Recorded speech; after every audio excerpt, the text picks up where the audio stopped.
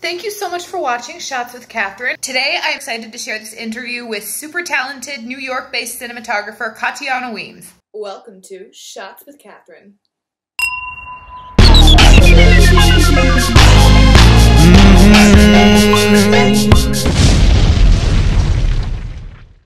So first off, thank you so much for being here. Could you just introduce yourself to the audience and tell them a little bit about you and your journey as a cinematographer? Of course. I'm Katiana Weems. I'm a director and cinematographer. My journey in filmmaking, I think, started from a really young age. I think like a lot of kids, just like grabbed a camera and just started pointing it at stuff until you just started, seeing the world in a different way and seeing how you could build your own world. It was really interesting for me getting to where I was. I started out actually at community college, and I was doing a double major while I was there in general studies and also film studies. So I actually have my associates in film studies and general studies. And then after 2 years, I graduated, went to Syracuse. And while I was there, I just sort of dove headfirst, doing all film all the time. It really felt like I was just on set after set after set after set, just trying to grow my knowledge. I got really into gear for a little while, as I feel like a lot of people did. There was just something so compelling to me about a lot of the cinematographers I was watching work on the student sets and on the professional sets. And there was just something else there besides, look at this cool camera we're using, And it was really interesting to me figuring out how to tell the director's vision and sort of shape the director's vision, whether it be yourself or it be another director, and sort of tailor that to show the story in the most unique way possible. Can you talk a little bit about some of the projects that you've worked on and what you hope to achieve in the future as a DP? So I'll start from my favorite projects. Some of my favorite projects to work on so far have been the most recent film I've been working on. It's called 111, and it was a really interesting process for me because a lot of the films that I like to make are very intimate, very personal, and I think my cinematography reflects that. It's very much just me, the camera, and like maybe one other person in that room with me, exploring some of my deepest thoughts, deepest feelings, deepest emotions, and most intimate relationships, whether that be between women in my family or between romantic relationships, friendships, things like that. And working on 111 for me has been sort of a culmination of that, in taking all of those feelings that I've been sharing intimately in those spaces and sort of just elevating it to a little bit of a bigger level. The daughter in the film is in a way like portrays myself in the cinematography. I was trying to show that, this is me looking back on myself, and we're following her move around the world. We're following her father, who is my father, move around the world. And we're following these characters that she sort of created in her head. And we're watching them move around the world the way that I would almost watch them in my head. So that was one of the most exciting projects for me to work on. We shot on 2 different cameras, actually, because I wanted both worlds to sort of feel a little bit different in their scale. Do you want me to talk about gear, or? Oh, it's okay. You can talk about gear a little bit as it pertains. Okay. I think, because I love what you're touching on there, is that gear is important, but it's a tool because you use 2 different cameras, not in a pretentious, oh, look, I have 2 different fancy cameras kind of way. You're doing it in a way that's relevant to the story because you want this creative tonal shift. Okay, awesome. Thank you. All the film in the first place is shot in Syracuse, New York. And for anyone who has ever been to Syracuse, New York, it's not the prettiest place. It's kind of desolate, very snowy for a lot of the year. And so for the daughter and the father's story, they're going on a train to go visit her grandfather's grave. And they're going on this train journey in the snow. And everything is very cold, and there are not a lot of colors there. So I really thought that using the Blackmagic Ursa would really be able to bring out that contrast, because I just love the tones that the Blackmagic Ursa just brings to things. I think it handles skin tones really well, and I wanted a lot of close-ups. I also really like the way that the Zeiss lenses, the Zeiss CP3s, handle skin tones as well. So I used those. And we used the Easy Rig also, just so we could get a lot of like movement shots. I didn't want it to feel very stable. I wanted everything to feel very loose. Like you're sort of very closely, right? You're like very closely following her as she moves throughout the train and moves throughout the snow, and we're following the father, but from her angle and her perspective. I just really like the way the Blackmagic series, just all of the cameras just handle the color black, because it just like, if you like, it completely wipes it out, which I really like. And so in our color grade at the end, we just decided to just completely go for trying to make it look almost like film, but it still has that almost digital feel to it. And then on the flip side, for the nun story, there's an alternate story of like a nun and a fisherman falling in love.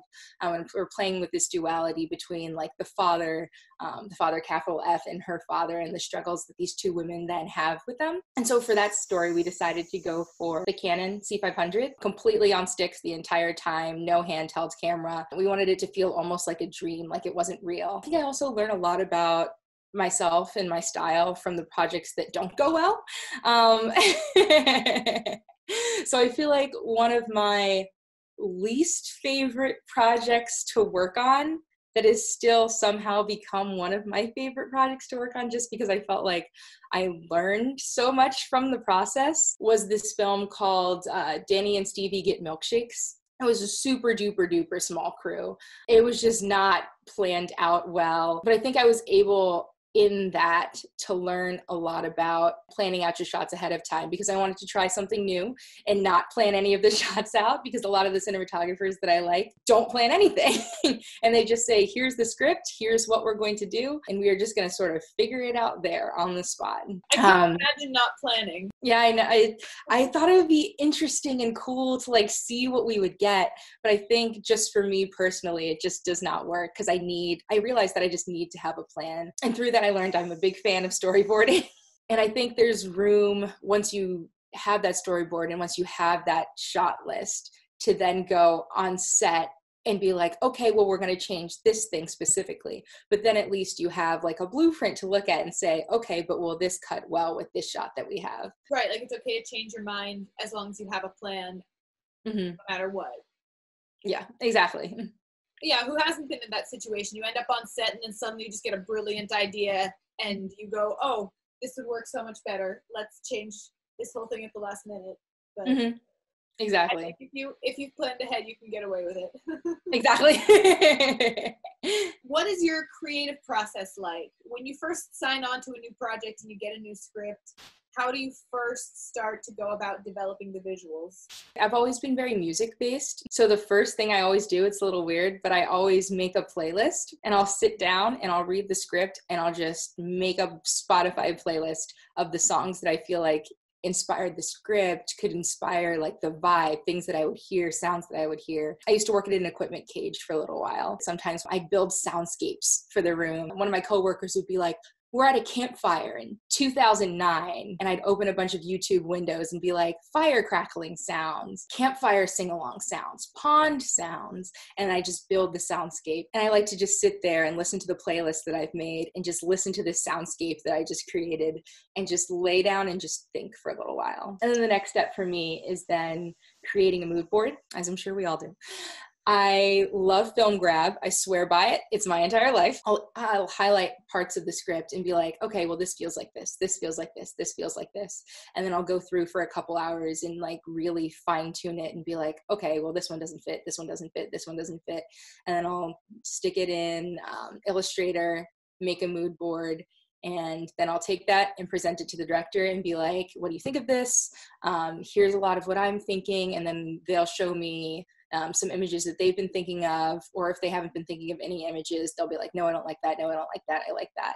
I'll take that information, rework some things, come back to it and say, okay, well, here, what do you think now? And then once we get to a spot where we're both like feeling confident about the position that we're in, then I like to shot list, and I like to always shot list with the director. Anytime I've ever shot listed without the director, it's been fine, but I just feel like some of the best ideas are just sparked from you just sit down for a couple hours, maybe a full day, and just sit there and you just think about the way that the film is going to be shot. With the director there, I think is always really helpful for me personally. And then once we have that shot list figured out, I'll take the shot list, storyboard it out, and I always like to do animatics. I think it's more a thing in animation than it is in film, but I've seen a lot of my animation friends use them before, and I'd be like, that's really interesting for film. So we'll just take the storyboard and maybe add like a couple more frames to it. So like maybe somebody's throwing a ball, so instead of just drawing of someone throwing a ball, it'll be like boom, boom, boom, like 3 frames or something. So it's just the entire storyboard just moving all together. with maybe a couple more frames in there. Wow, that's a lot of drawing. Yeah. It's always a lot of work. It just really helps me think about the way that the movie's gonna look. So I'll take it, I'll draw it out, and I'll set it to music maybe, or I'll like maybe have some voiceovers in, like of me just like reading some of the lines. But I think it just sort of helps us visualize the way that the movie's gonna look. And yeah, that's pretty much my process, start to finish. And then, you know, when we're ready to go on set, I'll take that animatic, I'll take the storyboards, and I'll send them to everybody in the camera department so that everybody knows what's going on. So yeah, that's my process, start to finish. I love what you were saying about collaboration and how all the best ideas come from sitting down together with the director and just letting those ideas bounce around. Because I think if you're both lending your separate areas of expertise to the table and you're looking at it in a different way, then together you can come up with something even better than just one person. Exactly.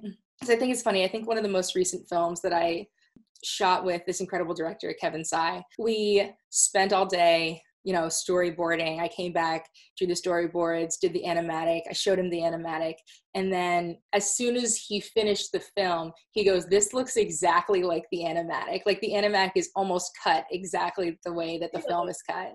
That's awesome. I mean, that's really cool that you could actually look and compare them side by side. That just shows that you're good at planning. I don't know, maybe I'm not good at planning. I feel like I'm just bad at not planning.